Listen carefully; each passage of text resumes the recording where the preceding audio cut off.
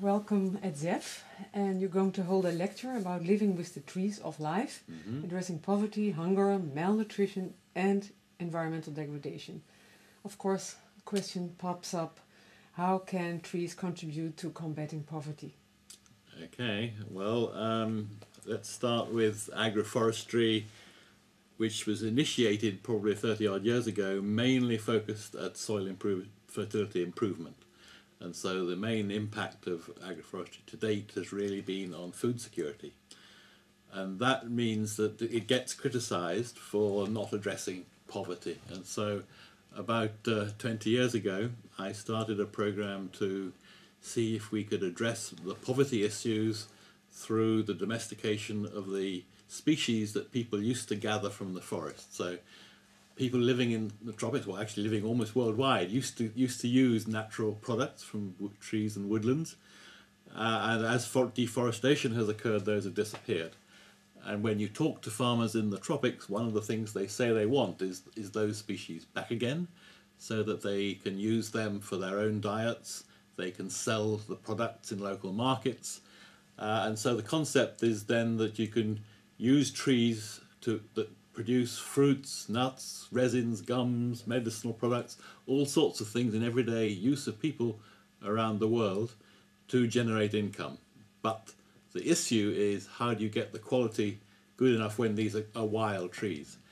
And of course wild trees have huge genetic variability, and so we need to find ways to reduce that variability and get a more uniform product, at the same time make it a more marketable product, and one that is going to fit into international market, or local, regional and international markets perhaps. And so the focus of the work has been on the domestication of these species, with the idea that it will create opportunities for marketing. That's the first step. The second step then is to see actually whether you can take that even further and allow local people to do value adding, simple cottage industries for value adding and processing that will increase shelf life, allow them to market it further afield, and of course as you go into more distant markets, so the quality becomes more and more important, but the price also goes up, and so the farmer will get paid more. So that's the basic principle behind the idea that we can use trees to alleviate poverty. You've also been a coordinating lead author in the International Assessment of Agriculture Science and Technology for Development, IAASDD. One of the messages which came across was that to meet challenges in agriculture has to become more multidisciplinary and embrace more disciplines. So how is that going to work? Okay, well again, I think if we look at what's going on in universities around the world, they're becoming more and more narrowly focused on each discipline and getting deeper and deeper into each discipline. And I feel that that's going counter to the needs of the world in many ways, because we have disconnects between disciplines, we have disconnects between the policies that govern our world.